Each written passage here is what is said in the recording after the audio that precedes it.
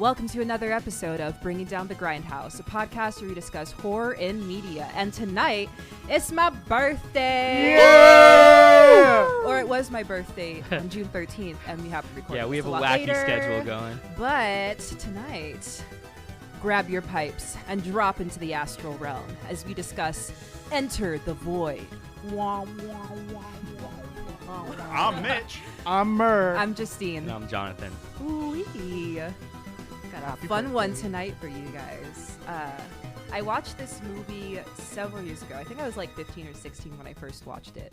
Like high off my ass. And I was bewildered and confused the whole time I was watching the movie. And I didn't really understand it the first time I watched it. I actually kind of didn't like it for certain reasons pertaining to that. But I felt like this movie really stuck with me. Like, things would show up around my life, and I would always connect it back to what I had seen in that movie. It's definitely something that you're not going to understand the first time you watch it. Maybe you will, and that's fantastic for you. But it's something you definitely sit and think on. This movie is by Gaspar Noé, who is... Murr has some details about him. He's well known for his surreal movies. Yeah. This is like his MO, is watching very like technically difficult movies to make. And this one looked different. I mean, you could already tell from the way that there's like 5 different title sequences. That was the great. title Yeah, those are sequence so is sweet. Cool. What a good opening to a movie that's already going to be assaulting you with lights and neon colors. Probably of should give a Warning, strobe. there's That's a fair. lot of strobe effects Yeah, used in this a lot of movie. strobe effects. So if you are sensitive to light like that, Or if you I get would motion recommend, sick very easily. or motion sickness, I recommend not watching this movie. Epileptics beware. You know, I was looking, and supposedly scholars like that study like fonts and all that. They like religiously check that scene when they just put like the same name 17 times in different fonts. Yeah. It's so interesting. So this movie, Enter the Void, like Justine said, was directed by Gaspar Noé, and it was released on May 22nd, 2009 at the Cannes Film Festival. Of course. Yeah, sounds about right. It was then later released in France a little bit later that year, and then September 2010 in the USA, like a little bit over a year. Yeah, I think I found the movie shortly after that. I was exploring the trippy side of Tumblr one night and came across a lot of like still shots from the movie. Yeah. And the visuals are incredible in this movie, so I gave it a watch, and I was not prepared. Yeah, I mean, the Enter the Void poster is something that you'll see throughout the years on Netflix that you always Definitely. just go over. They do get it a lot and then leave it and then keep re-getting it and putting it on Netflix. So you might just keep randomly coming across it, which is kind of funny. And then people always get this film confused with Old Boy as well. And they get it confused with The Void. Oh, yeah. Which that is just- another horror completely film. different. Completely different idea. I mean, I wouldn't say Enter the Void is necessarily horror. There are definitely horror elements consistent throughout it, but it's more of like a fantasy, mystery, sci-fi sort of thing. It's interesting. It's esoteric. It's kind of religious. Esoteric as fuck. Yeah. I would venture to say that it's nihilistic as well. It's the darker portion of how you're going to experience life. It's really brutal. It's not going to be very happy most of the time. You get like one moment of happiness when he sees his sister for the first time in Japan, and they go and hang out, and then everything else is really bad from Dark then. and grimy Yeah, it's and really fun. grimy. The area that they're in gave me some real like cyberpunk vibes. Like Yeah, I feel like the these are the lighting. sections of Japanese cities that inspired the cyberpunk game as far as like the design, the interior, and Even- exterior design goes. Even like their tiny ass apartments. Yeah, that with are, the like, neon lights flashing, and it's just crowded, cramped, and tiny, and there's trash all over the street. Well, at least in their stairwell. It's relatively clean on the actual streets. That's Yeah. true. Actually, yeah, there's no clean moment during this whole movie. Even while you're watching, all the scenes are hardly ever in focus and sharp. A lot of it's going to be this sort of blurry, surreal look at what's going on and what you're experiencing. With some trippy graphics layered over on occasion. I'll finish up the production notes real quick. It was written by Gaspar Noé and Lucille H. Also, this was inspired by the Tibetan Book of the Dead, which is an Eastern philosophy book. Which me and Murr happened to purchase. Yeah, and read all the way through. I think that's a big part of this film too, Yeah. especially when it comes to just understanding what's going on. Because if you have no concept of anything about the Tibetan Book of the Dead, which the movie does do a good job of explaining in brevity. It's at like least. a cover page. Yeah, of the exactly. book. But it's enough to, let the viewer understand what's going on, and then you can read into it more. Otherwise, it's very confusing. Yes. I also believe them just name dropping it and showing you the cover and like getting the main character the to book read it travels around with them. gives like the audience like connotation like, hey, you should read the book as well. Yeah. Some framework for what you're looking at. One of the symbols that are used throughout this movie is the book itself. Finishing up the little notes that we got, the producer is Bram Chiao, as well as Vincent Maravel, Olivier Debusque, Marc Missionnaire, and Shin Yamaguchi. These are all French and Japanese people that worked on the production design. Interesting collaboration. Right. To finish that up, they were produced also by Fideletti Films, Wild Bunch, Les Cinémas de la Zone. You'll see all of these in the fucking intro in 17 different fonts. It's pretty sweet. If you can catch it in time. Yeah, it's very quick transitions. Starring roles for this, though. We got Nathaniel Brown as Oscar. Poor guy. Loudest gunshot in cinema history. Yeah, holy shit. You felt that. I mean, did. that was sort of the intention. Yeah, it caught me off guard. So did the crash. I mean, this is a whole situation where this drug dealer, Oscar, our boy Oscar here, says some dumbass things to a bunch of cops. Why would you tell them you have a gun and that you're going to shoot them? Yeah, okay, first of all, he's a white guy. Oh. He's used to getting away with that in the U.S. Okay, they're like, oh, he has a gun? Let's I thought he wasn't. ask him to well, come out. that's assuming he was a drug dealer in the U.S. before he got to Japan. He definitely wasn't. That's why he became a drug dealer, because he came to Japan, had no money, and got referenced to a couple people, and eventually ended up selling drugs to make his money. Anyways. But yeah, Oscar dies. Spoiler. Spoiler. Like the first 30 minutes of the movie. I think it's less than that. As his sister Linda, we have Paz de la Huerta. Oh, shit. And then the bearded man himself, Cyril Roy, as Alex. I love him. Yeah. I call him Russell Brand. Oh, French Everybody- Russell Brand? Yeah. Oh, my God. Everybody's got a friend like this, too.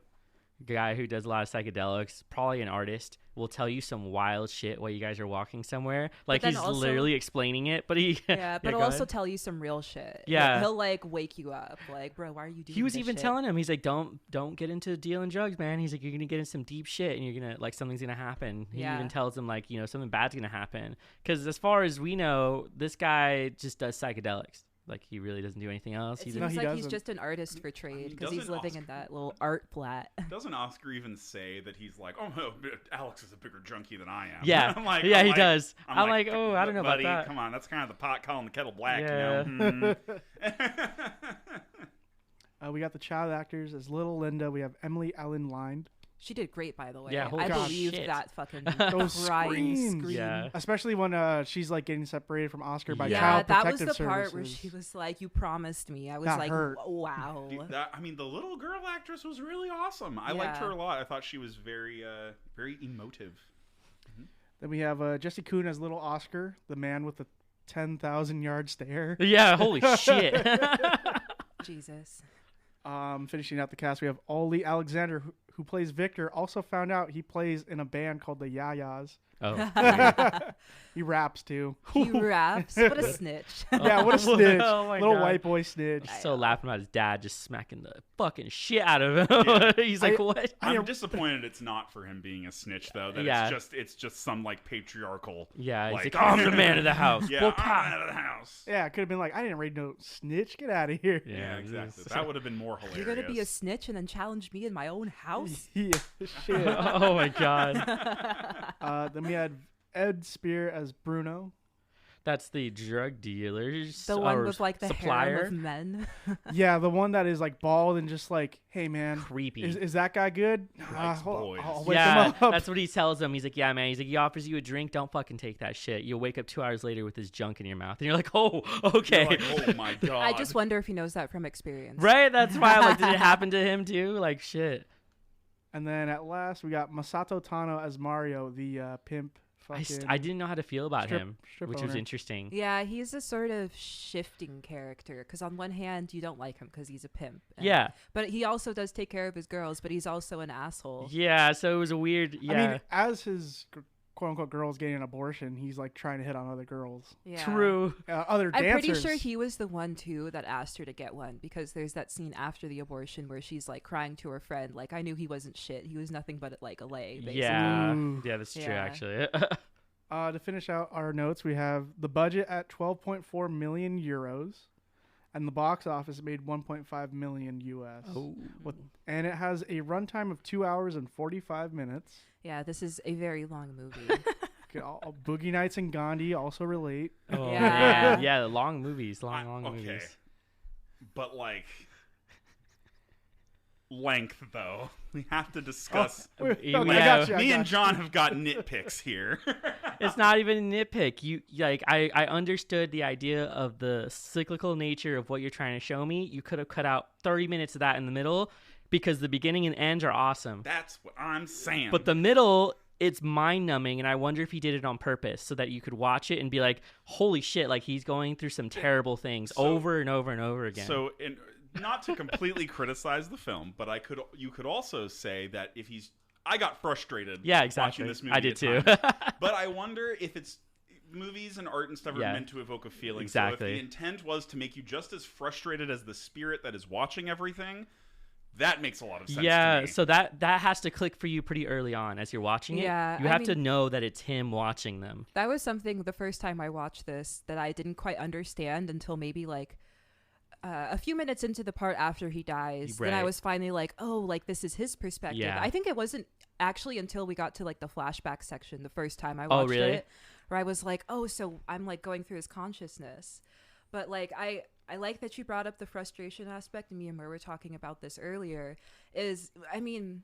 So the movie is regarding the Tibetan Book of the Dead, which one of the main things people regard the book as is describing the idea of reincarnation. Yeah. And how life is a cycle, and the cycle doesn't break just when you're born or when you die. It continues on after that. And I think that concept can be really frustrating, because we can agree that the earth is kind of ghetto. Yo. Like, where's the fun chair? Where's this glorious heaven that they always preached in Where's church Agartha? and whatnot? And so it's frustrating. Like, why am I still stuck on this shithole of a planet? Mhm. And I think that's something this movie tried to emphasize, is the cycle of life will continue until you move past the point and past the lessons that you're meant to learn and the place that you are. So watching this movie, I watched it first and I kind of understood a little bit of it, but then I wanted to read the Tibetan Book of the Dead. And after hearing it, the movie makes a lot more sense in what it was trying to portray, because within the book, it explains that usually you read the book either on your own or in a ceremonial type thing after a person passes or when they are on their deathbed. Mm-hmm. And usually you want to go through the 3 different Bardo states. It reads more like a manual, like a guide Yeah. on how to traverse the spirit world. Right. Like, it was interesting because in the beginning, I think it was Alex referred to the book as being like a Bible. And in a sense, if you want to look at the Bible completely, like, as it is like a guide manual about how to live a spiritual life. And in a sense, the Tibetan Book of the Dead is the same way, as it tells you about the matter and the substance of spirits and the way it moves, the way it evolves and transitions. And it's a guide to sort of show you how things that you encounter in your life aren't just like a random stroke of luck, good or bad. It's all for a purpose. So you could say that the Bible is a guide for the living, Yes. for as you live and interact with Yeah, that's people fair. and everything else. Ooh. And then Yeah. the Tibetan Book of the Dead is a guide for the spirit. Yeah. So it's like you would be reading this if you are interested in the beyond, Yeah. the Yep. void. Because spirit is constantly Yeah. intertwined with our everyday life, although it's not as obvious or understandable, so we pay no mention to it. But this book is supposed to sort of explain these aspects of spirit that might be sort of escaping our attention. We just had the bad luck of being in Western civilization where our spirituality is Christianity, and they don't talk much about when you die. Yeah. Besides and, like, going to one you know, place or another. This book definitely sort of describes the way a lot of Eastern philosophies Yeah. and religions go. It's sort of like a base groundwork for how a lot Kinda of like these an religions umbrella. function. It's yeah. much larger. They've filled in a lot of things, and I wonder if half of it is because we might just be terrified of what happens when you die. Like, is Yeah. it really just nothing? Well, And so to fill that, they've created something that'll kind of ease your mind, but it also ends up being something that you could potentially suffer in because it's never ending, and it's a cycle Yeah. that you keep going through. And I think the suffering a lot of times just comes from unknowingness, like Right. not understanding why you go through certain things and why you end up in certain situations. I believe that like you said with like Western civilization and religion, like there is heaven, and then like in the Tibetan Book of the Dead, or otherwise known as like somewhat Buddhism, you're going past that towards enlightenment, or like sitting down on the lotus flower with Buddha himself, oh, right. and Yeah. then becoming and reaching enlightenment. And also in the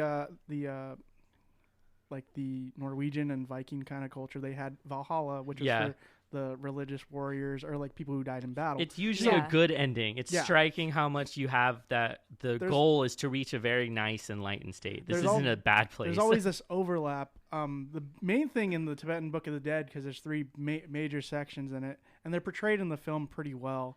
The first one is the Bardo before death, and that is portrayed as soon as Alex is shot by the gunshot, and he sees his own body, Yeah. and then Yeah. seeing the subsequent effects of his death. Right, like his friend getting arrested, his other friend punching out the cop and then going on the run. Jeez. Yeah, and that was like the first time that's the first time we saw that cinematic shot where it moves through buildings. Yeah. Yeah. And the first one, because you see it down an alleyway, it's a very nice shot. Yeah.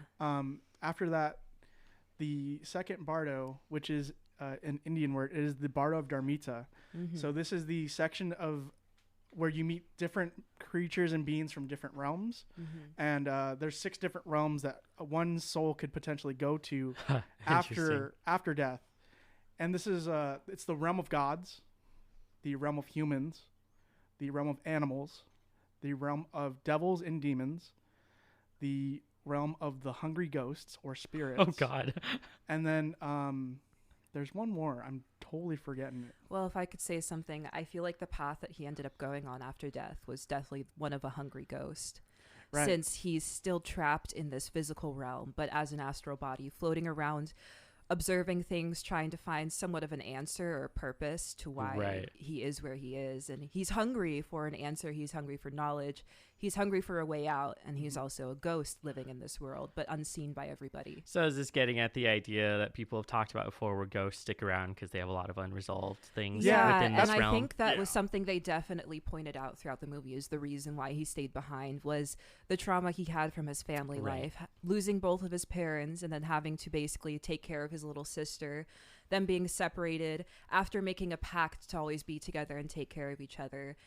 And then once again, as she comes back into his life, he sort of steers her down a dark path, unintentionally too. Yeah. And he basically failed. I mean, I think even his friends said that he failed at being, or no, it was Mario, the pimp. He said that he failed at being a brother. That was a good basically. moment. Ooh. And that was very like a turning moment in that point because I think he kind of realized what he was doing and what he wasn't doing too. Right. And he realized that he failed at his pact. And so when he died, he still had that blood pact on his consciousness and he wanted to fulfill it. Well, she asked him, well, what about if you die? He's like, well, I'm Oh. gonna come back. Yeah, so Yeah. he essentially made Yeah. a contract with spirit binding him to this, and that tells a lot So about... he may have actually accidentally got himself stuck. Yeah, it's basically how karma works, is Yeah. if you have some sort of binding thing to the physical realm, you'll end up coming back in order to resolve it. Right. Yeah. In the Tibetan Book of the Dead, they describe that you'll see people touch your possessions. You shouldn't feel bad or anything really if they touch your physical possessions. Mm-hmm. You'll see your family sorrow over you. Don't feel bad for them. It's just another passing thing. Oh, interesting. They also mention the like good and bad gods that you meet through karma. The good gods will show lights, and that was the thing with this movie. They were showing Yeah. a lot of several like sections where you go towards light orbs, and they say if you go towards it, you will be stuck in such and such realm. If there's a green light, there's a yellow light, and then the bad gods, they represent the bad karma in your life. They will in the Tibetan Book of the Dead, they describe giants that are like as big as mountains, Yeah. or like Oh, smaller ones, which are the size of 15 people stacked on top of each other. Those are the small ones. Yeah. Chasing you with scimitars and cutting you into a million pieces. Yeah. Well, like the thing is too about the gods that they represent is even though you could, in our perspective, view them as being good or bad, depending on what sort of tidings and energy they bring, they might feel good or bad. But in a sense, they're both very necessary. And they're one and the same. They just function in different ways. A good god, quote unquote good god, a god of light, will show you the love and show you the happy times in your life, where the bad god will, or the dark god, Right. will show you your mistakes and where you could have done better and the lessons you should have learned. So you could probably tell pretty easily off the bat that you have a lot to discuss just from watching it. The concepts and idea that he's dealing with are really hefty. And so this was a good concept to begin with, and it's a really good movie as far as showing you like what's going to happen, what might happen, and what it might look like, because he's basically being a surreal film artist when he's creating this movie. You're not going to you've already touched on a few things where you can pull it straight from the book. Like, what does that mean? There's a visual symbology for what he's using in the film, and then you have to sort of figure it out on your way, which is what everyone kind of has to do on that journey there. And so that's one of the great elements of the movie itself. It does a really great visual representation of what you're looking at. And then after that, though, you sort of get taken through his whole life. And so then you have sort of that journey that goes through. But this also is where I had to bring up one of my own criticisms for it, where, like we mentioned, I feel like it's a bit too long. People will probably enjoy it because you're getting a full view of his experience. Yeah. But I also think that the movement of the camera, as far as him being like this omnipotent presence everywhere, it gets old for me really quickly. Like 30 minutes of it, I think it's really stunning at the beginning. But the fact that you have to go through all 2.5 hours of it like that becomes really tiresome for me to watch. And I don't really know if that was because it's me and I don't like it, or if it's because like it's taking a lot away from sort of the visual experience that you're watching, for me at least, because you could have done a difference in what you're looking at, and this sort of would have broken it up. Go ahead. I was going to say that I pretty much agree with John on this as well. I feel that there's definitely parts that didn't need to be as long as they were, or this really long shot of, I don't know, like this, the big long thing of like all the people banging at like the end of the movie. I was like, I kind of already know where it's going. Like, right. I'm like, all right, so he's going to be reborn as his sister's kid. I get it. I got it, right? But it's like, they're just like, he has to watch everyone fuck before he gets there. Definitely. Well, and I just was kind of like, why though? So as I was watching this movie and as it finished, I was kind of considering this is a very long film, but the concepts of it made me even forget that I was watching a film. Yeah. It's kind of one of those things that I felt like this is bigger than a film itself. That was my idea behind it too. Well, So- I like the idea, but I think it sort of became a little bit pretentious at some point when you wanted to keep doing this over and over again. Like, I get you're a good filmmaker, but like, don't show me fucking 40 minutes of the same thing. He didn't break any new ground after 20 minutes of the film. He showed you his one cool trick, and then he kept doing the same trick over and over again. I think it was less about the entertainment aspect, because I think if you go into this movie expecting to be entertained and be wowed, you're gonna be disappointed, because that's not what the purpose of this movie is. But I liked the idea. I liked the movie concept, and I like what he's doing. It's definitely but an I think interesting idea, and when you get into it first, like, you're thinking, wow, like, this is really unique, this is interesting. But then it keeps on going, and I think the purpose of that wasn't necessarily to keep you entertained, but this is more of like a lesson that they're trying to teach you. And usually when you learn lessons in school, there's the beginning part that really hooks your attention, and then as you get into the meat of it, it starts to feel a little drowned out, and it's sort of not necessarily confusing, but like, it's just something that doesn't really resonate with you at the time, but it's still something that leaves behind a memory in your mind, and that's a memory that you'll come back to. And that's essentially what learning is. You are introduced to a new concept, and then it comes back to you again and again, and then it starts to become more solid. And that was my experience of this movie. Is I felt the same way when I watched it. I was like, this is too long. I don't really get what's going on here. Like, that was cool, but like, where's the rest of it? But then as I started thinking about it more and things would start to come back to me, it had a whole different meaning to it. And I started to really appreciate what he was doing here, because this isn't a movie for entertainment. This is a lesson. Oh, yeah. And I wasn't saying that it wasn't entertaining. I think what happened is that I liked the concept so much that I felt like he stumbled as a filmmaker, that he wasn't actually capturing what it was getting at, because there is really good large concepts that you can talk about when it comes to the film. Okay, sorry, Mariah. I've been cutting you off. So now, this is where I come in with the 1-2 punch. So within the Bardo states, if you keep like fucking up, say if you stare into it or you run away from such gods, it's basically like a lesson book. If you Yeah. fuck up, you got to keep going. You got to keep going. So as a person that just saw the film, I was very frustrated with how long it was. Could have been short. I could have got some sleep, you know. As someone that read the source material, it makes sense because Oscar in himself keeps messing up. Yeah. And within the different lights, because the green stands for like the sanction of animals, yellow is the hungry ghost, he keeps fucking up in this realm and he keeps getting sent to the next part.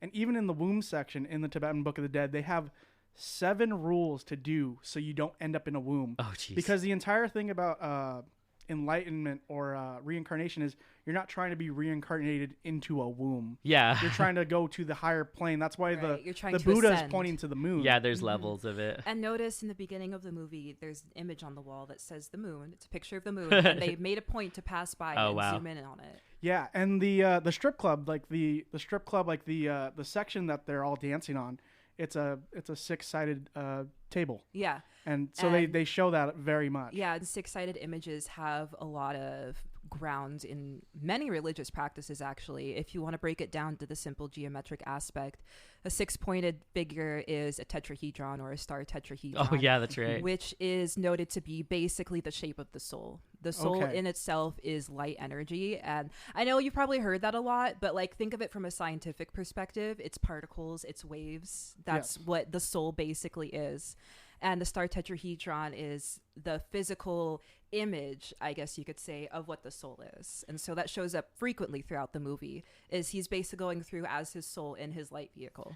Yeah, and he gets to see through flashbacks. We get to see the good and bad that happened. Yeah. Him bringing his sister over to Tokyo, him dealing with sketchy drug dealers, Yeah. him getting people hooked on drugs, trying to sell drugs to strippers, I like Yeah. all these kind of like shady things. He has to see that to progress forward. do like their attention to detail as far as telling you what are the moments in his life where things changed drastically, and then where were the moments that were effectively like traumatic and things that he was experiencing over and over again. Because watching them is even traumatic for the viewer to be Yeah. going through these moments, and they surprise the hell out of you when the gunshot happens, when the crash happens like 3 times, and it scares you every time. Yeah. Every single time, it's And I it's think mortifying. That's something where like the long drawn out sections sort of come into play, because this entire movie is from his perspective, from his own Right, conscious you got eyes. that first person. person. Yeah. And so you at some point in the movie you really start to feel like him. Like this is your own perspective. It's no longer Oscar's perspective. And that's the thing. When you're watching this, you're kind of like picturing how is it going to be when I die? Yeah, Oh, but like geez, yeah. something that I really admired about that aspect of it is that you have these long moments of sort of like droll, like monotone sort of events happening, and that's very much representative of life. I mean, life isn't exciting all the time, let's be honest. In most cases, it's pretty mundane and boring. But then when something like a gunshot or a car crash Or doing you- DMT. or doing DMT or fucking somebody happens, they're very like peak exciting moments in your life. Whether they're good or bad is besides the point, but they're very notable and they're something that stick in your memory. Like the first time you fucked your lover, you know, you're probably going to remember that. When you got into a car crash and your parents died, Yeah. you're definitely going to remember that. When you were separated from your sibling and they're screaming and crying, you're going to remember that. But maybe not so much the in-between moments. A lot of good lines from Alex too, who kind of guides you and gives you some framework to work on, where he Yeah. tells you like, oh, what are the, like, say when you take DMT is supposed to release the same kind of chemicals when you die, and so they're like, DMT only lasts for like 6 minutes, it's short. So he's like, what kind of feeling do you get? Something that happens when you die. How do you escape a bad trip? He tells him the only way to escape a bad trip is to be reincarnated. And then, so Yeah. that ties directly into what happens to him. He dies. He's going around. What happens? The only way he can escape that is being reincarnated, and so he gets to that place where he has to be reborn. So you get a telling of the whole story at the beginning. Yeah, and it's really interesting it's No. really interesting that he mentioned that part, because from what I've heard from a lot of people about psychedelics is people that have had bad trip experiences usually come out of it with some sort of like new knowledge about Yeah. themselves. Essentially, the psychedelics are trying to uncover a part in your consciousness that has remained hidden or at least like unseen for a long time. And it's really painful. A lot of times the things we hide in our mind are painful things that we don't want to go through. We don't want to think about them. But the psychedelics basically give us no choice. And after experiencing that and moving past it, you're a new person. So in a sense, you have become reborn. Maybe not you're physically born into a new body, but your consciousness, your worldview, your perspective about everything has shifted slightly from that experience. I agree entirely. Were you going to say something? Nick? Yeah, I was. I mean, going back to, there's a lot of shots where he's hovering up above. It's like a bird's eye view sort of shot, and then it like dives in and focuses on something. Like one of the ones that sticks out like the most to me is like the post-abortion scene where there's just the little fetus sitting in the little tin, and like his vision focuses on that specifically. So and when Victor's being interrogated by the cops as well, he focuses on the ashtray that's in the middle of all of them too. So I wonder if it's a representation of him becoming way too obsessed with what other people are doing and not worrying about just let go of what they're doing. That doesn't matter. Like, he could also be trying to, like, he still had a strong connection to his own body, and so he felt very distraught that he got burned, basically, because it's common to do that in Japan. Yeah, I mean, that's to why he cremate goes people. into the fire. Yeah, too, exactly. When he's told, like, they torched you, buddy. Like, and then he decides to go into the fire, and that's like the representation of him being cremated. Yeah. I sort of had like a similar or different-ish interpretation of him going into the light. Is I feel like anytime he would move into the light was right after like a thought was finished. So you see a scene of something happening and there's a light somewhere and he tries to go into the light. I think that's him basically being like, I've seen enough. Like, I don't need to see anymore. Like, I understand what you're trying to show me. Can I leave now? And, you know, everybody says, go into the light. You know, after you die, people report seeing a light. And I think the light is sort of like their portal out of there, or that's the portal to some form of ascension or whatever. But the spirit who's guiding him, I guess you could say some sort of godlike spirit is sort of guiding him through this experience and showing him all these things, like, you should go over here and look at this, you should go look at this, see what's going on here. And every time he finishes looking at something, he's like, okay, I'm ready to go, like, get me into the light. But he always gets rejected and spit back out because he's not ready yet. He hasn't quite seen what he needs to see. That's usually what those moments are. It's a learning moment. It really cements the fact that, like, Alex was a good friend to him for even showing him the book.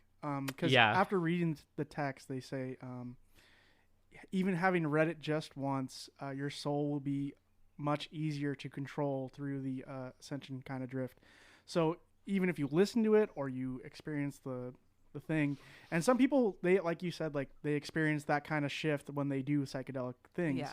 And after reading that and seeing the idea that, you know, our bodies, our souls are meant to go to the moon or into space, it makes me believe that our bodies and the material plane was not ever meant for us to be in there permanently. It's for us to learn lessons because we are much more than that. Right. And that was also something I took out of the moment where you see the fetus, because they really focus in. Also worth noting that this movie is like one of the first times I've seen an abortion.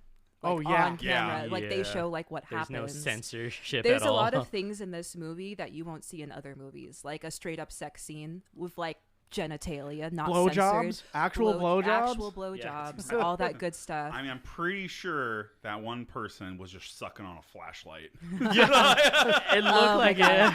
But anyways, besides the point, when he zooms in on the fetus and you just see it's matter, like, it's a collection of cells. It resembles a person but is not necessarily a person. I think that was sort of them trying to emphasize the fact that our bodies are not all that there is, that there's several other layers to our existence, but we only happen to focus mostly on the physical because we're so enveloped in it all the time. But there's still this aspect, this layer of our consciousness that is outside of our body. It is attached to our body, it's connected to it, definitely, but it's not all that there is. The physical body is a limit, you know, because even after he's born and he dies, he still exists, or they still exist as their spirit. And after all that, it kind of makes sense, or it kind of makes you raise the question, why the fuck are psychedelics illegal? Because they're trying to censor that kind of like energy projection from people. Well, I think at least what I've heard from a lot of people that have done psychedelics is that after doing psychedelics and having a certain amount of experiences, or not even the amount of experience, but just the magnitude of the experience, they step away and start to look at their reality differently and start to notice that maybe some things really aren't as important as we emphasize. Yeah, definitely. We're not made for the material plane. And that's the thing too, because it's just a lesson. Yeah. Oh my gosh. The thing is, I really like this movie because it gives people, like the average moviegoer, the idea that I should probably A, read this text, or B, look into a certain thing that could give me that kind of lesson. Yeah. So I appreciate it just on the fact of that. And me getting frustrated about the length has now subsided because now I understand that lesson. Right, definitely. Like when I watched this, I had heard about reincarnation, just like, when you die, you're reborn, blah, blah, blah. Yeah. And that's all I really knew about it. But after watching this movie, it was sort of put into like a tangible perspective, because the concept of life and death is very, it's hard to grasp. I mean, you think it would be easy to grasp because we live and we die, we already know that. But do we really know why we live and why we die? That's what people put questions into. I will say I respect the director for staying true to his form and doing an artistic risk, basically, by creating something that most people would not understand while watching it, and not really breaking from what he wanted to make. And so even though I didn't like certain parts of it and what he was doing, he stayed true to his own form and made the art that he wanted to make. And I would say, like, that's sort of like my only gripe with this movie is, like, it's fantastic, and it's even more groundbreaking when you have some sort of back context to relate to this movie. Yeah, you got to set your expectations. But if you go into it, like, say you come from a super conservative religious household and you've only been taught a certain perspective your whole life and taught that you couldn't think outside that perspective, you would probably watch this and either be offended or just really upset and confused. Yeah, the sex and drugs alone would offend you. Yeah. But if you sort of come from it as a lacking of perspective, of just having an open, I hate saying open mind because I feel like that term is so overused, but if you allow yourself to be open to the concepts that are presented and just think what if, or try to think outside the box of it, it's really a significant film to watch. See, reading the Tibetan Book of the Dead and getting those concepts from it will definitely make this movie make a lot more sense to you. A lot of stuff, and it's kind of almost like, I don't want to say it's a requirement because it really isn't, to figure out what's going on in this movie, to rationalize everything and stuff, because it's weird. it's very trippy and out there. A lot of like those really long camera shots, and it's all perspectives. Like, even when it opens up with first person, then you're just stuck in first person forever. I will say I really enjoyed the moments where you're right behind him. Yeah. You see the back of his head. Yeah, and he becomes separated from what he's watching, and then this gives you a really good impression that he's an own viewer to his own life, and you stick with him through it, and you get to see him as the transitions to the point where he's in the same spot as a child, as like a teenager, and then as an adult, and then he watches all of it. I think that was really good, and I'm glad he didn't do it more than he did in the film, because you become him and you get separated from what his whole life is, and he gets a really good lesson during that time period. And then you're watching him perceive his past. And exactly. And that adds a lot. It's sort of like the first person watching the third, sort of thing. Yeah, I guess, or I think maybe omniscient is like a word is a word to describe this point of view that we're dealing with. And like that memory section was something that was so interesting to me, because I was sort of confused about the perspective when I was first watching it. I was like, am I seeing this as him? Am I seeing this as his spirit? Because in this case, they do separate the two. Yeah. So like, you're still in first person, but it doesn't feel like you are. But then again, you are looking at the back of his head the whole time, like you're observing this that's going down, the situation that's happening. And it's interesting to separate the body from the mind, essentially. Like, they're in his memories, he still exists as the body that he had and as the mind that he had, but now you're getting a perspective of those memories from something that's now outside of himself. The director did also go into some touchy waters by going into moments where it transitioned to a younger version of his sister to an older version, and not shying away from the nudeness of his own sister and how he might have sexual feelings that they both have towards each other, and then not sure what to do with them. So like, these are things people experience sort of like in a daily thing, either with your friends, with someone you know. He's like, this is a thing he's dealing with as he goes through his relationship with her, because they've both been through a really traumatic event. And so you then have to deal with sort of feelings. How do you feel about loving your sister? And what then is it that also ties into the trauma bonding aspect. Yes, exactly. When you've experienced a traumatic experience with somebody. AKA her bonding with Alex at the end of it. Yeah, because her friend died and her brother died. Trauma. He had been through the drama of seeing his friend die. She's through the trauma of having her whole family die, basically. And they unite over that aspect. They find love in that. It definitely makes sense that a intense traumatic experience would create an intense connection that might also be in some ways kind of unhealthy. Yeah, it's pretty bad. In a sense, because I noticed that his sister, when she shows up on the scene, she doesn't seem to be as well adjusted. No, like he's not well adjusted. Like, Oscar's not as well adjusted either. But she definitely seems like she got hit way worse. Like, and it has stunted like some mental growth or something like that. She seems like more like a lot younger and youthful I would say, but like to a point like childish almost in a way with some Yeah. things. And I think a lot of times, I'm not speaking from any sort of like psychological perspective, but when people go through traumatic experiences, they'll try to revert mentally back to a state where they hadn't experienced that trauma. Yeah. So that would be when she was in her early childhood, right before her parents died, is sort of when the trauma started. And so in a sense, her mind is reverting back to that part where she was innocent and happy and had a caring family around her. It's really sad, I mean, actually. there's but that whole section where she tried to overdose at a playground. Yeah. Yep. Yeah. Yeah. Which is like, they kind of breeze over that because there's so much going on in the film already. Yeah, no, that was like that was probably one of the scenes where I was the most confused because I was like, did she try to OD? Did she just go do a bunch of drugs? Did Yeah. she try? It wasn't as what is it? It wasn't as concrete. This as all the also other makes me things. think about how I don't think the Alex like getting mad at the cops and running away, I don't think that was enough to make his life just go to shit. I think that was one of the things I wanted to poke through it, was that I don't think that was enough. Like, I think even if he got arrested, they wouldn't do much. They'd probably fine him and then let him go, and his life wouldn't be ruined. Yeah. So I don't understand why This- he was on the run like that. As Well- far as I know, I talked to some people recently about like Japanese Yeah. like police force and whatnot. So drugs are so heavily criminalized. Oh, there. gotcha. So there was a guy from Capcom who got Oh. caught with some weed. His entire existence from all the projects with Capcom erased. Oh, Yeah. After he was, because they take Gotcha. it so like Right. we take it pretty seriously here, but like Japan is like another like level. Like gotcha. your, Yeah. Makes more your sense. reputation is done And then forever now. there was because- even that moment where Victor was getting interrogated by the cop, and he Right. was like, you can either tell me what I want to know and I'll let you go, maybe, or you tell me nothing and I'll just put you in jail. right. And I think that was sort of what Alex was fearing, is because he didn't want to snitch on anybody, because he's a Right. true homie. That's true. He Yeah. actually did not tell but him he anyone. also didn't want to be imprisoned for the Yeah. rest of That's- his life. He decided and- homelessness. Yeah, I mean, that's the thing. I think he just, went back to be on the streets. So he's nowhere near any houses. No one knows his name, really. He's just a homeless dude eating chicken bones out of the garbage because he ain't no snitch.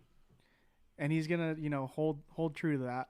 And then he finally does come back and finally, reconnects with the sister who, holy shit, one of the craziest scenes in this movie is when Victor comes back to apologize and ends up blaming her for it. Yeah. And that's Oh. a lot of times how things go down. When Holy something shit. dramatic happens, they'll try to blame someone besides themselves, usually because they're overrun with guilt, which I'm sure he is. But I just love how she was like, kill yourself. Just fucking kill She yourself. really was. But also a whole lot of believable emotional moments. These did not feel melodramatic at all to me. When I was watching them, I was like, oh, this is very real to how you might feel in these moments. And it wasn't exaggerated at all to me. And so like watching it, you like, oh, you really do get into these moments of how they're going to feel. And those moments never felt too long. Every time he got like the length on those, like perfect. She was like, this is how you're gonna experience it. She got pissed at the guy for being near her. She's like, I just want to be alone. She's like, you're all like terrible Yeah, people. she just fucking threw him and off. like throws him away, and then she just like wants to be by herself after that. And I was like so worried watching. I'm like, oh my god, she's gonna like jump off the fucking balcony, like something terrible is gonna happen right now. But it goes a different direction. It is surprisingly a nice ending, I think. Yeah. I think the ending is nice, but for some reason for me it wasn't satisfying. I think I got to the end and I was like, really? Like that's how it's gonna end? I feel because in the end, the end of the movie. It's not really the end. It's not really. It's never the end. Yeah. The end of the movie is never the end. Anyway, because it's cyclical. Yeah. And this movie loves repetition. Yeah. It loves repetition. I have something to say to that also.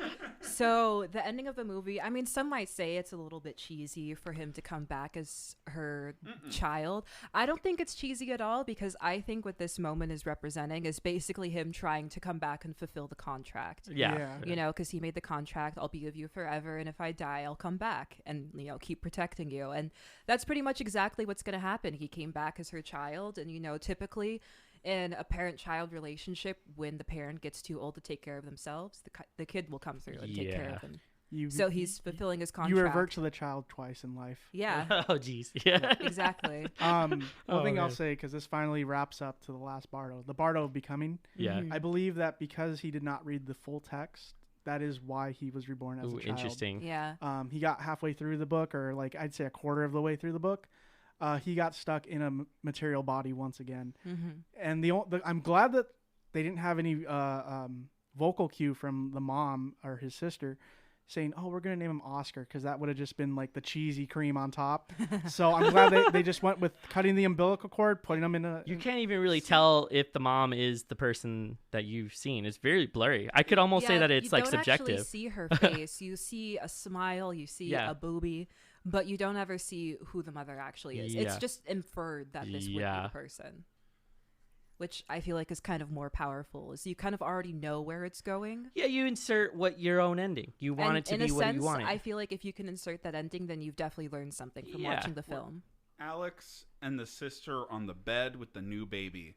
And that is where I believed the movie would end. And then I got X-ray hentai porn. Oh, yeah.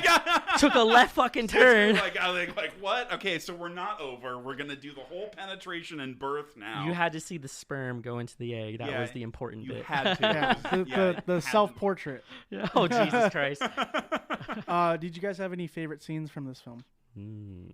Or one that stuck out in particular? Any part of this movie that was showing part of his past is my favorite part of this movie. Yeah, really good. Because that really rounds out a character who we didn't even get to know really well, like in that first one. And it really rounds out Oscar and makes him a very round character, when before he was just a stoner selling drugs. Yeah, you kind of think he's like a drug addict at first when you first see him, and then you get more of his life and realize that he's gone through some shit, like really bad shit. Go ahead. No, you go ahead. My favorite scene is the loudest gunshot in cinema history. Yeah, that scared the shit out of me when I was watching it. Not even on the sound level, but the weight. You feel it. Oh, yeah. And like seeing him go through the, oh shit, I'm dead. Yeah, he's like, they fucking shot me. They fucking shot me. And I feel like that's probably what a lot of people will go through in their head. I mean, I don't know from experience, but if they are at a point where they're approaching death, they're still trying to comprehend what the fuck just happened to them. Like, oh no, I got ran over by a truck. Yeah, oh my fucking god. You know? It's cold, it's dark, and then it should also be noted that during the scene where you get shot, the visuals are the exact same as when he does DMT in the beginning, because they're suggesting that you're experiencing the same thing when you're on DMT. Passing through into another place, and so that's what I felt like a lot of those light transitions was him moving between the realms or between the plane that he was on to a different area, and that's sort of what stuck out. I think ironically, I think the bits that were like the most traumatic and like really hard to get through were some of the best like raw emotional pieces that you could have gotten in the film. And so to be able to capture it both with child actors and with something that's just brutally violent, to see like your parents killed like that was really tough to get through. So it was good. Yeah, I think it's a real portrayal of the awful moments that people experience in their life and what it means to them. I think probably my favorite scene, it's actually a couple of scenes, but any scene where let's see, it's Alex's artistic friend that makes like the miniature models of the city, and how he shows him the love motel that he made. It's all beautiful and lit up, and it's actually a replica of a real love motel that's in the city. Yep. And there's a moment where the camera or the perspective zooms in on the word love, and it's flashing. And I think that's something that was like a big takeaway from the movie for me, is the concept of love. Because typically when we think of love or the power of love, it's always like this sort of romanticized image of what love is. But love, I mean, it can be romantic, but it's also quite a terrible thing. It exists both in the light and the darkness, because on one hand, the love you have for somebody is something that's going to keep you going, and it's going to give you purpose and meaning. But on the other hand, the love you have for somebody is also what's going to tear you apart. Think about the love that he had for his family, and then having them being taken away from his sister that he loved. Losing all of these things that he loved caused him great pain, but that pain wouldn't have been there if he never actually loved them. So in a sense, love is sort of the binding agent, and it's also what binds us to this physical reality, is our love for certain things and the effect that love has on us. And I think in a lot of cases, that's what causes us to repeat the cycle, is we fell in love with something or didn't fall in love with the right things. And then it caused us to go down a path that didn't lead to ascension, essentially. Ascension. Yeah, he gets reincarnated and then back into the world that we experienced that's before. That's a good scene. Yeah, it's really powerful, but it also can be easily missed if you don't have, once again, that sort of background context to go off of.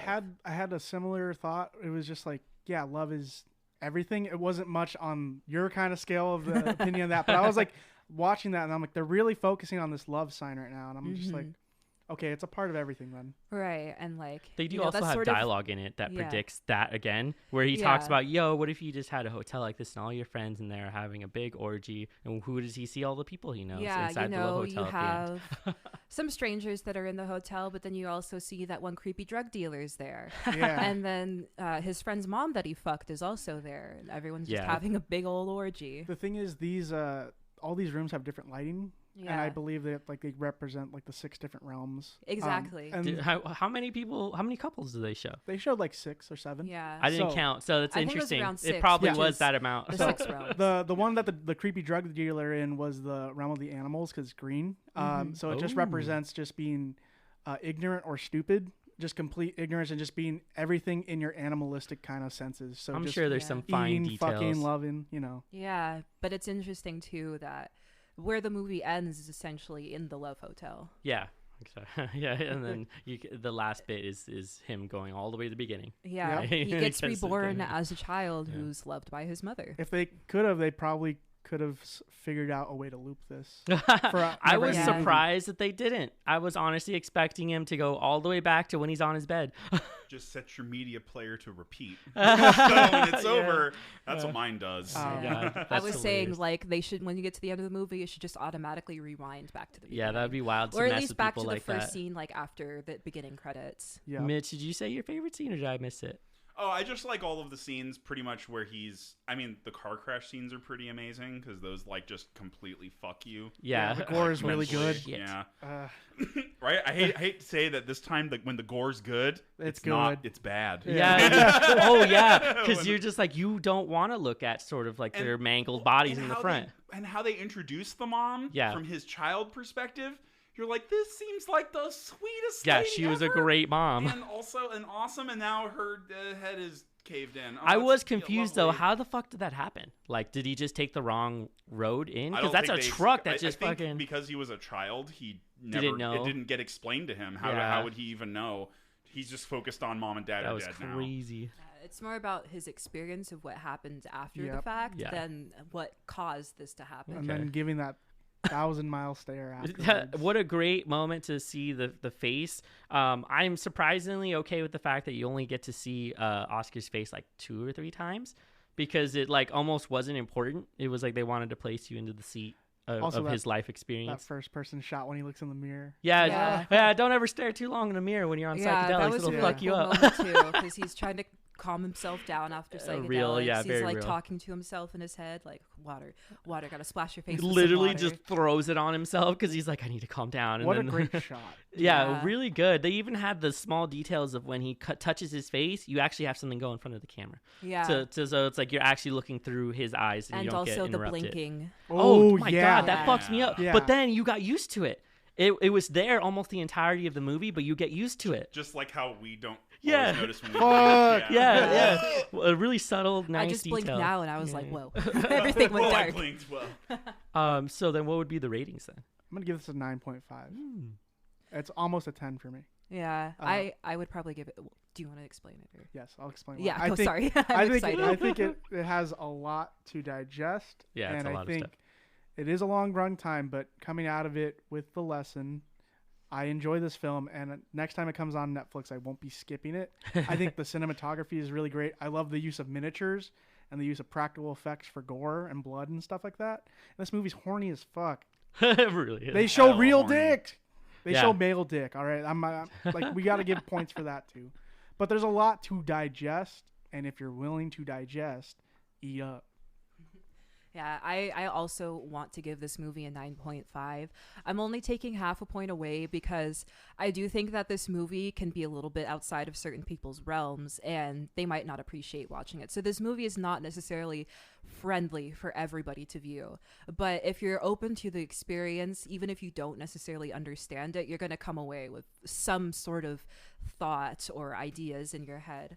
But overall, like, this movie's really gorgeous. Like, the concept is super unique. I haven't seen any other movies that try to do this, and I don't think any other movie could try to do this. Yeah, it pushes the idea of the experimental film, especially in the surrealist part of it. It's very art house experimental. Yeah, he committed to the full experimental film, and that's like the whole way through. But I appreciate the symbology in just about everything that happens in this movie. Like, I could spend hours talking about all of the symbolism throughout everything, but I think the point would be lost at that point. But I also really appreciated the use of color and that symbology, the colors of the places they were, the strobing lights, how their apartment was constantly being lit by those different colors.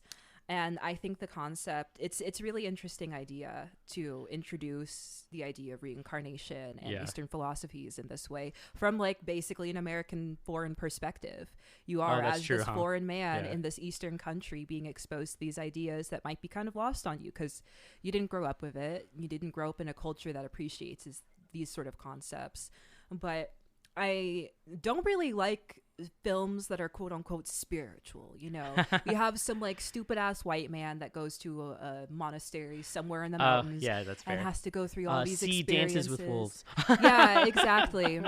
And like, I always found those really cheesy, but in this sense, it was able to introduce these ideas from an outsider perspective and still have it be like very tangible and understandable. And this is just some guy. Yeah, it's just some dude. That's something too that's really cool about this, is to think that this is just one person's life. Like, think about the billions of lives that exist on this earth and all of the trillions of different paths that they walk. I can't even count the number of paths that people I thought that's what the probably go visuals on. were getting at, though. Because you kept seeing these interconnected pieces where it was like a webbing that kind of went out. It's and I thought like that's what it was web saying. Of fate, There's a lot of stuff, how you're all tied together. There's a lot of like you stuff could go down one path and have a completely different set of experiences than if you go down another path. Like, to think that Oscar probably would still be alive if he just didn't tell the cops that he had a gun, which he didn't actually have a gun. He was trying to protect himself, but that small choice that he made led to the end of his life. And I just think this movie really represents the web of fate and life. Also, if you want to go further back, he shouldn't have fucked his friend's mom, but and also the choice of deciding to deal drugs, which got him into the situation in the first place, and then fucking his friend's mom, which caused jealousy and rage, which eventually ended up in his demise. But like, this movie, it's heavy and it's wild and it's super unique, super beautiful. I highly recommend anybody who's into any sort of esoteric spirituality just to watch the movie. Even if you're not, if you're slightly interested or want to understand more, just watch the fucking movie. Yeah, just don't send it to your Aunt Carol. Yeah. Don't show your family this movie. Watch this movie alone after like smoking a doobie or something. You're funny. What do you think, Mitch?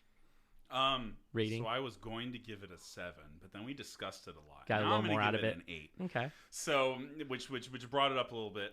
I still do think that there are quite a lot of scenes that just are it just takes too much time to get through them, and that makes it kind of like not as accessible for a lot of people.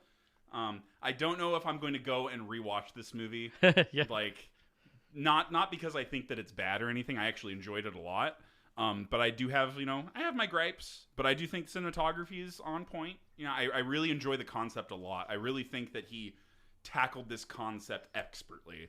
Yeah, He went into it like super hard and went as into it as possible, and almost to the point where I'm like, dude, I think you went too deep. I think you went a little bit too deep. So what, the X-ray penetration was too deep? Oh my god, Jesus. Yes. Can you imagine the fucking meeting where he tells them that he wants this in his film, and some dude sitting at his computer like, I guess I gotta make it. And that's his job for the day. I can't imagine the memes in the office where they're like, oh, what's up, Dickie Dave? How's it going? How's the cock going? You're working on that right now, aren't you? Sitting at his desk 8 hours a day for a week making animating the CGI penetration. God. If they work with the Japanese studio, they probably just got another guy on. Oh my god. Yeah, they had some other person. All the hentai studios we know. I think I agree with Mitch. I think I'm going to give it an 8. The rating was much lower when I first came into the podcast, but of course there's always more to it when you're watching it. I think your expectations have to be just right for when you're watching this film, in a way where you sort of have to be, like you said, very open to the idea of other concepts outside of what you normally know as religion, and what you're dealing with in your own life as far as like the life and death experience, because this gets at the idea that there's much more after you die, and that scares a lot of people, I think. So that concept alone is enough to be interesting. It was tackled really well for such a large concept. It's a tangible movie. I'm just a critic because I cut things short, really, really short. I think you have to be really good at a short story in order to make it a longer thing and be as effective. So if you can master the short story, then I think you can master making a longer piece. And so in this way, I think it's too long, because you could have shown, like, you could have taken one of the cycles out and then shown what you had there, and I think it would have been really precise. But it almost is intentional in a way where you're going to experience everything that he's gone through. You're not going to have a shortcut through his own terrible life. Right. It makes you emotionally attached Yes, to these situations, you become really attached to him. because you see every aspect of it. If you want like a sort of like happier version, I guess is the way to say it, or something that might be way more uplifting, you should watch The Life of Pi. The Life of Pi deals with the sort of same experiences of like what happens when people die that are close to you, and what happens when you meet certain people, because that movie was so good for me that I watched it immediately after I ended it. I watched that movie twice, like back to back, because I thought it was so good. So and it deals with similar ideas of him having to deal with the basic premise is that a young kid gets stuck out at sea with random animals that are on the boat with him, and he has to deal with the idea of you not knowing whether or not these animals are his family members and people that got off the boat, or are they actually animals, and how that affects his life. And it becomes a really surreal thing that he's lost at sea with these things.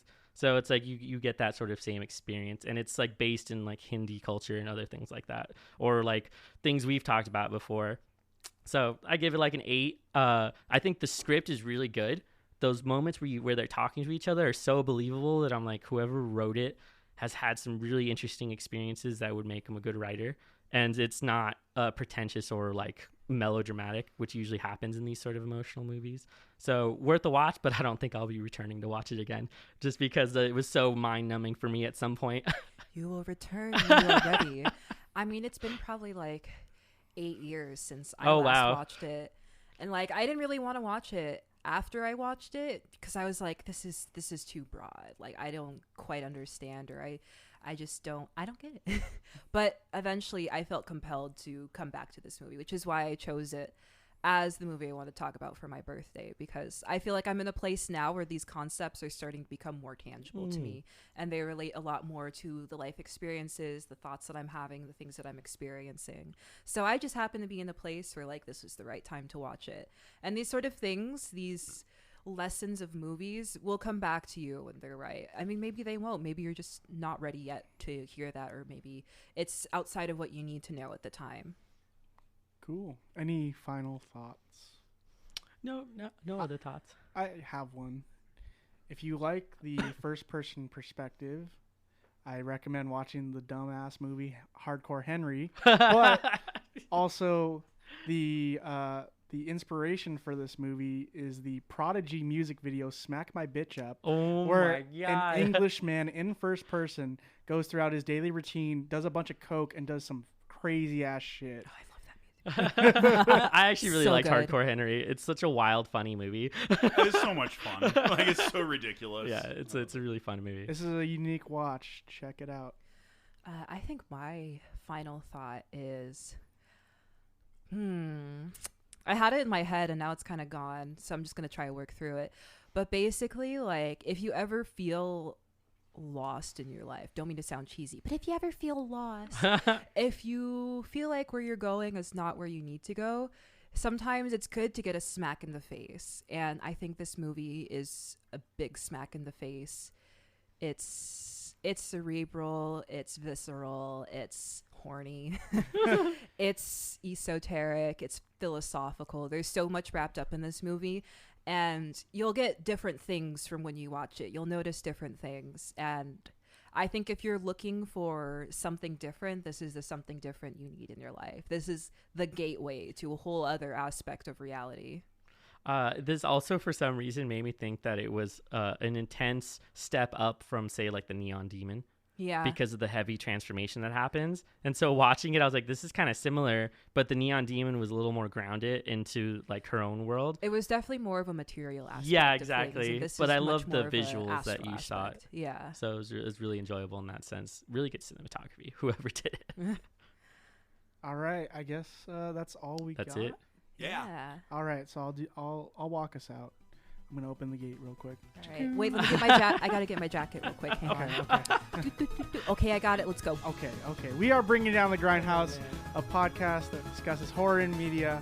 And if you would like to support us, please check out our Patreon, first and most likely. Because if you donate $2 a month, you could give us a recommendation for a piece of horror like media, whether it's a film or literature or a game, and we'll definitely take it into consideration for our recordings. We also have our Teespring, where we have merch, which also helps us out a lot. T-shirts and hats are on there currently, working to get new stuff on there every day. And you can check out when we update that stuff, as we are dancing right now, because we have the social medias where you could keep up to date on all our posts and when our new episodes are dropping. Make sure to follow us on Spotify and the Apple Podcast, but also check out our social medias with Instagram, Twitter, and Facebook. I'm currently making more posts on there. It's a lot of fucking fun. Who knew that Photoshop was so much power? Broken power. Anyways, thank you for watching, and That's funny. You mean listening? Yeah. Yeah. Like, I don't No, vibe you're with watching this existence. Oh, okay, I guess so. All right, we're watching too. Because oh, we're watching. Because it's a movie. Yeah. We're watching from your mind's eye, though. Anyways. I did this Our intentionally, ears, Mitch. eyes, bro. I did this intentionally. All right, sorry, I'm not trying to tear you down. I'm Mitch. I'm Murr. I'm Justine. And I'm Jonathan. Thank you. Woo!